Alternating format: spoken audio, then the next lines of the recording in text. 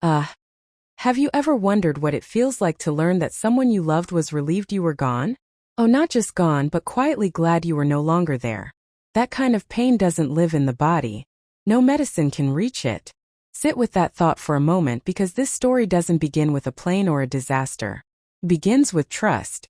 The kind of trust only a mother gives. I spent my whole life believing that no matter how old I became, no matter how slow my steps grew, my daughter would always see me as her mother, not as a burden. Isn't that what most of us believe? That the children we raised, fed, protected, and worried over late into the night would at least care if we were gone. Oh, but there's something I carry in my chest to this day. I survived something that should have taken my life, and the real heartbreak was waiting for me afterward. When you survive something terrifying, you expect relief. Tears, prayers, maybe even gratitude. What you don't expect is celebration. I remember lying there later, my hands trembling, not from fear anymore, but from disbelief, asking myself a question I know many of you have whispered in silence. When did I stop being loved and start being counted? Oh, because as we grow older, that fear quietly settles in, doesn't it? The fear that we're no longer seen for who we are, but for what we own, what we cost, what we might leave behind. And no one warns you that sometimes the sharpest betrayal doesn't come from strangers. It comes from your own blood. This story is about survival, but not in the way you might think. It's about surviving the moment you realize that your life meant less to someone than the things attached to it. Stay with me, because what I heard after that flight didn't just change how I saw my daughter, it changed how I saw myself. Oh, and if you've ever felt invisible, replaceable, or quietly pushed aside because you're old enough now, then this story belongs to you, too. Because sometimes, the crash doesn't happen in the sky. Sometimes it happens in the heart. Before I tell you what finally broke me, I need you to understand what I gave. Oh, because betrayal only cuts as deep as the love that came before it. I wasn't a perfect mother, no. But I was a present one. I was the kind who skipped meals so her child could eat, who worked tired hands raw just to keep the lights on, who swallowed her own pain so her daughter wouldn't grow up afraid. I built my life around her, like so many of us do, believing that love grows stronger with time, that sacrifice slowly turns into gratitude. But nobody tells you that love can become invisible. I watched it happen quietly. The phone calls grew shorter. The visits felt rushed. The hugs became lighter, as if they were given out of habit, not need. Oh, and I brushed it aside. I told myself, she's busy. She's grown. This is just how life goes now. Isn't that what we tell ourselves when the truth feels too heavy to carry? Because admitting it would mean facing the most frightening thought of all, that maybe we are no longer needed, only tolerated. Still, I defended her to everyone. Still, I spoke of her with pride. Still, I believed that when it truly mattered, she would stand beside me. I held on to the quiet belief that blood always chooses blood in the end. I didn't understand then how love, when mixed with impatience and money, can slowly change its shape. I trusted her with everything. My documents, my savings, my plans for the future, because I believed trust was a mother's duty. Oh, and perhaps that was my mistake. Not loving her, I will never regret that, but believing that love alone guaranteed loyalty. As I grew older, small comments began to settle in my mind like splinters. You don't really need all this anymore. Wouldn't it be easier if things were simpler? Oh, I laughed them off, but each time something tightened in my chest. Because deep down, I think I already knew something was changing. Still, when I boarded that plane, I didn't feel afraid of dying. I felt peace. Peace because I believed my daughter knew how deeply I loved her. And because I believed, with all my heart, that she loved me too. And that is what matters most to remember. The moment that changed my life didn't destroy my trust. It only revealed how long that trust had already been breaking. Have you ever had that strange feeling when everything looks normal, yet your heart refuses to settle? Oh, that's how my day began. Nothing dramatic. Nothing loud. Just a quiet heaviness I couldn't explain. Everything around me looked calm, ordinary, but inside something kept whispering, pay attention. And when you've lived long enough, you learn not to ignore those quiet warnings. I checked my bag twice, held my purse a little closer, took a slow breath, as if I were trying to memorize the moment. Isn't it curious how, as we grow older, we begin to notice the smallest things? The rhythm of footsteps nearby, the steady hum around us, the way time can feel slow and fast all at once. I wasn't afraid of flying, I had done it before. But that day felt different, as though my heart sensed something my mind had not yet named. I thought of my daughter. I imagined calling her once I landed. I knew she would probably be busy, but she would answer anyway. That thought brought me comfort. And comfort, I've learned, can sometimes make us less careful. I settled into my seat, closed my eyes for a moment, and whispered a small prayer. Not out of fear, but out of habit. When you reach a certain age, prayer becomes a mixture of gratitude, hope, and quiet reflection. Sometimes the most ordinary moments carry the greatest turning points. My thoughts drifted to unfinished things. Not with sadness, but with reflection. Like turning the pages of an old photo album. Memories of raising a child. Of sleepless nights spent worrying. Of mornings when I kept going even as my body begged for rest. That is how age makes itself known. Not as weakness, but as awareness. I didn't know then that this flight would divide my life into a before and an after. All I knew was that something felt fragile, like glass, and I wanted to treat the moment gently. I adjusted my seat, looked ahead, and quietly told myself, everything will be fine. Isn't that what we so often say? Just before everything changes? Oh, stay with me, because that calm, uneasy calm was the last quiet breath before a truth I never imagined would enter my life. And then in the blink of an eye, everything changed. I don't want to describe the crash, because this story isn't about that moment. The crash is just what forced everything hidden inside me to surface. One second I was thinking about my daughter and how much I loved her, and the next my body felt like it didn't belong to me anymore. When you face something that could end your life, time changes. It slows down and stretches, like you're trapped inside a long, loud second where every breath matters. I remember the fear, not the violence. I remember the realization that I might not wake up. And that realization does something to your soul. Strips you bare. It makes you question everything. I thought about my life, the sacrifices, the hard years, the love, the mistakes. I thought about my daughter, the girl I raised with my own hands. I thought about her future. And I prayed with a desperation that only comes when you're facing the unknown. That's the hook, because when you're on the edge of death, your mind starts to reveal what you truly value. The world suddenly becomes honest. I remember feeling a strange peace, like I was ready, even though I wasn't. I didn't want to die, not like that. Not without hearing my daughter's voice one more time. But I also didn't want to leave her behind without knowing if she was okay. If she was happy. If she was still the same girl who used to hold my hand when she was scared. And that's what made the fear so heavy. Not the thought of death, but the thought of being forgotten. Because in that moment I realized something most people never say out loud. We all want to matter. We all want to be remembered. And if we're honest, we all fear being replaced. I clung to that thought like a lifeline. I didn't know if I would survive, but I prayed that if I did, my daughter would still be my daughter. And that hope was the last thing I held on to before everything went dark. Waking up after that felt like returning to a world that didn't even know it almost lost me. I remember opening my eyes and feeling a confusion I hadn't felt since childhood. I couldn't tell if I was dreaming or actually alive. The first thought that came to me was, thank God, I'm still here. And then just as quickly the old fear returned, the fear that comes when you realize you've been given a second chance, but you don't know what kind of life you've been given it for. Because surviving isn't always a blessing. Sometimes it becomes a burden. Especially when the people you love are not the ones you expected to hear from first. I sat there, heart racing, waiting for my daughter's voice. Waiting for her to say she was relieved I made it. Waiting for her to apologize for being busy, for not calling, for everything. But the silence was heavy, like it was holding something back. I tried to reach for my phone, but my hands felt weak, like they belonged to someone else. That's when I realized the crash didn't just hurt my body. It shook my entire world. Here's the hook. When you survive something deadly, you expect your family to treat you like a miracle.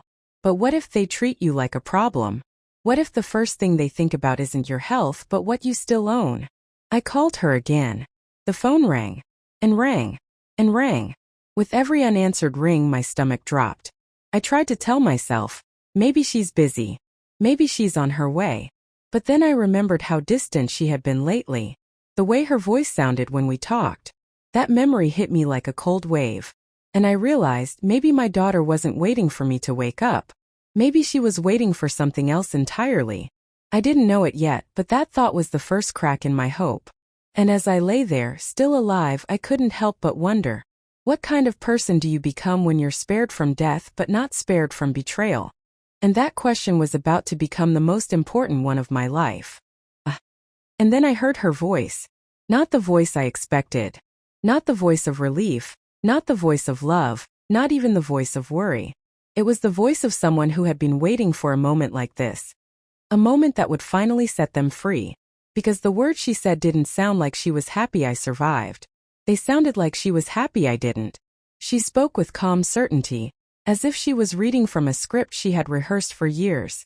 And in that moment my body went cold. My heart sank like a stone. Betrayal doesn't always come with shouting. Sometimes it comes quietly. Sometimes it comes with a tone so casual you almost cannot believe what you are hearing. She said, "Mom, the plane crash was a blessing. Finally we can sell everything and move on." I remember thinking, did I hear that right? Because it felt like the world had turned upside down. My daughter spoke about my death like it was a business deal, like it was a clean ending that would give her what she wanted. And the words "sell everything" hit harder than the crash itself. It wasn't just betrayal. It was the realization that my life had been reduced to an asset. That's the hook. The pain isn't just in the act of betrayal. It's in realizing you were never seen as a person, only as a possession. My mind flashed back to all the nights I stayed up worrying about her, all the meals I cooked, all the sacrifices I made. And now it felt like it had all been calculated as a number in her mind. I tried to speak, but my voice felt weak, as if it no longer belonged to me. That's when the terrifying truth became clear. My daughter didn't just want my things. She wanted my life to be over so she could finally be free. And that realization was more devastating than any crash, because it forced me to question everything I believed about love, family, and loyalty. The real danger wasn't the plane. The real danger was the people who smiled at me while waiting for me to disappear.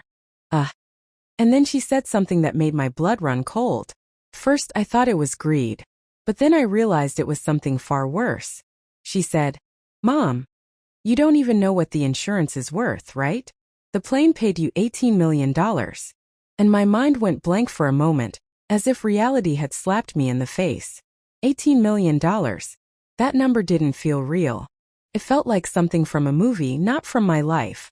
I had never imagined that a crash could bring anything like that. All I knew was pain, fear, and the feeling of being abandoned. And suddenly I understood why she sounded so calm. Why she wasn't crying. Why she wasn't begging me to stay alive. She wasn't worried about me. She was worried about losing her chance. That's the hook, because when you hear a number like that, you understand how money can turn love into a lie. I kept listening even though every word felt like a knife. She continued, "The whole town will feel sorry for you. They'll praise you for surviving. But we're not here for sympathy. We're here for the money." And something inside me snapped. Not anger, something deeper. It was the moment a long-held dream finally woke up and realized it had been a lie. Because the truth was more painful than the betrayal. I had raised her, worked for her, sacrificed for her. And she never saw me as a person. She saw me as a means to an end. That's when I understood why my heart had felt so heavy since the crash. It wasn't just fear of dying. It was fear of being used. And I realized surviving the crash was not a miracle. It was a test of who I was and who my daughter really was. In that moment I knew I had a decision to make. Do I fight for my life? Or do I accept that my own daughter has already decided what my life is worth? And the answer to that question would change everything. And that's when the moment hit me, the moment where you either stay silent and let life happen to you or you stand up and take it back. I won't pretend I wasn't scared. I was afraid of what my daughter might do if she realized I was awake and aware. Afraid of being alone. Afraid of losing everything I had left. But I also felt something else. A quiet strength. Like the crash had awakened a part of me that I didn't know was still alive. Because sometimes it takes a near-death moment to make you realize how much you've been living like a ghost. And the truth is, I had been a ghost in my own home for years. Always mom. Always the one who gives. Always the one who sacrifices. But never allowed to be a person with feelings, dreams, or rights. And now, after the crash, I finally had the chance to say no. That's the hook. Because the moment you say no to someone who has treated you like property, everything changes. I looked at my daughter and felt the weight of her expectations like a chain around my heart. She expected me to be grateful for surviving. She expected me to be quiet. She expected me to accept the fact that she was already planning my disappearance. But I realized something. I had already survived the crash. And I was not going to survive her betrayal. She wanted me weak because weak people are easier to control. But I was done being controlled. That day I made a decision not just for myself but for every woman who has been treated like she doesn't matter. I decided I was going to fight. I decided I was going to take control of my life, even if it meant losing my daughter. And yes, that thought hurt more than anything because I didn't want to lose her. But I also knew that if I stayed, I would lose myself. And that's the real hook. Sometimes survival isn't just about living. It's about choosing who you want to become. And in that moment, I chose to become someone who refused to be used. Someone who refused to be forgotten. Someone who finally believed she deserved better. And then the confrontation happened. Not the loud kind you see in movies, but the kind that hits you like a slow punch, the kind that makes you realize how much you've been holding inside.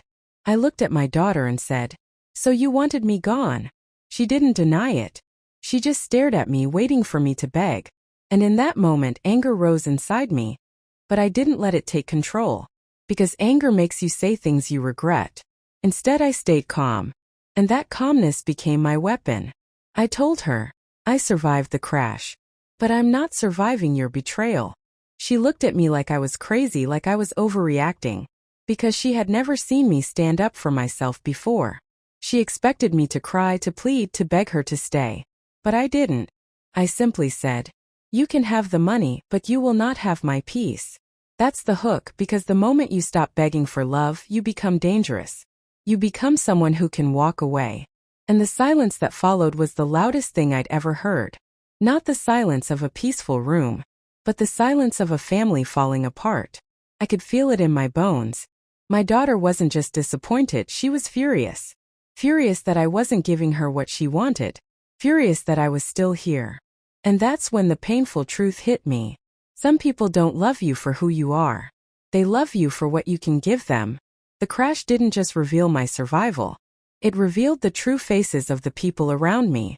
And it made me question every smile, every "I love you," every "I'm proud of you." Because when money is on the table, the truth always comes out. As I sat there watching her expression change, I realized I had a choice. I could stay and continue being used. Or I could leave and finally live for myself. And that choice, that moment of truth, became the real turning point of my life. And that's when I realized the most painful truth of all. Survival isn't always about the body. Sometimes it's about the heart. I had survived the crash, but I had also survived a life where I was treated like a tool, a burden, a dollar sign. And that's the real twist. Because the crash didn't break me. It woke me up. I looked at my daughter and saw the person she had become. Not the little girl I once knew, but someone who had learned to value money over love. That realization hurt more than any pain from the crash. But it also freed me. Because for the first time in my life, I didn't feel trapped. Not by my family. Not by their expectations. Not by the idea that my worth was tied to what I owned. I made a decision right there, in that quiet moment. I would not let anyone, not even my own daughter, decide my value. I would live the rest of my life with dignity, even if it meant doing it alone. And I want you to remember this. Your life is not a possession for someone else to claim. Your life is your story. And your story is worth fighting for. There will be people who try to take advantage of you, especially when you're vulnerable. But you have the power to say no. You have the power to protect yourself. You have the power to choose your own path. That's the message I want to leave you with. If this story touched your heart, if it made you feel something deep inside, then you're not alone. And if you want to hear more stories like mine, stories of pain, strength, and life lessons that can change your heart, please subscribe to this channel. Stay connected because I'll keep sharing real grandma stories that teach you how to survive, how to heal, and how to become stronger than you ever imagined. And remember, your story matters. So stay with me and let's keep going together.